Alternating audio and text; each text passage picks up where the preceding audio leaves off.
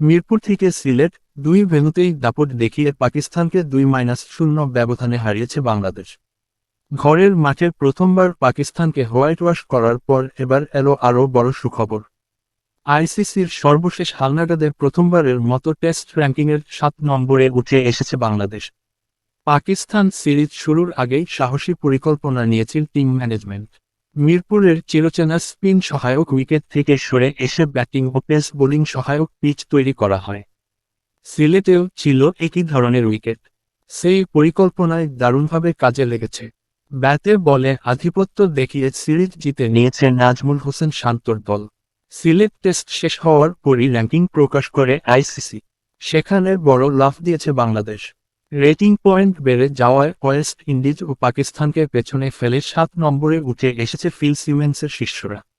বাংলাদেশের উত্থানে বড় ধাক্কা খেয়েছে পাকিস্তান। সিরিজ হারের পর তারা নেমে গেছে 8 নম্বরে। আর ওয়েস্ট ইন্ডিজ অবস্থান করছে 9 নম্বরে। এক ধাপ এগিয়ে 6-এ উঠে এসেছে শ্রীলঙ্কা। বাংলাদেশের সামনে এখন কেবল শ্রীলঙ্কাই। র্যাঙ্কিংয়ের শীর্ষ 5-এ অবশ্য কোনো পরিবর্তন হয়নি। 131 রেটিং পয়েন্ট নিয়ে শীর্ষে আছে অস্ট্রেলিয়া। এরপর যথাক্রমে দক্ষিণ আফ্রিকা, ভারত, ইংল্যান্ড ও নিউজিল্যান্ড। সাম্প্রতিক সময়ে টেস্ট ক্রিকেটে বাংলাদেশের ধারাবাহিক উন্নতির বড় প্রমাণই এই র্যাঙ্কিং। পাকিস্তানের বিপক্ষে টানা 4 টেস্ট জয়ের পর এবার বিশ্ব ক্রিকেটের শক্তিশালী দলগুলোর কাতারেও নিজেদের অবস্থান আরও দৃঢ় করল টাইগাররা।